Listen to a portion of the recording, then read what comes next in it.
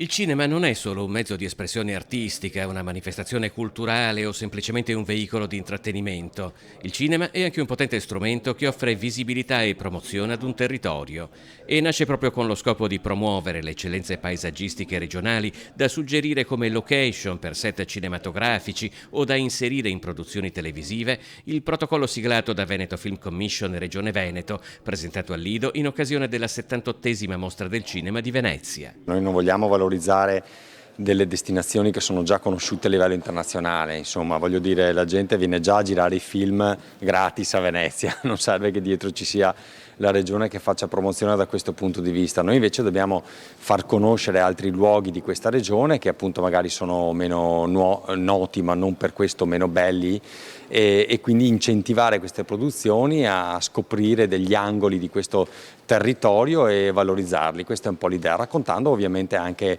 delle storie. Il cinema è anche in grado di produrre migliaia di posti di lavoro, molti dei quali ad elevata professionalità, generando inoltre un indotto talmente esteso da risultare difficilmente calcolabile.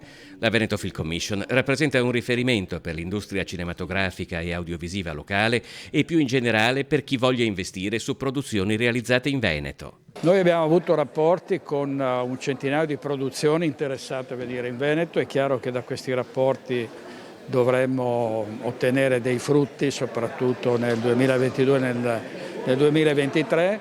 Abbiamo il sito con tutte le location, tante produzioni che sono decise a venire qui in Veneto per motivi che ovviamente sono abbastanza scontati, cioè la bellezza del territorio, la varietà del territorio.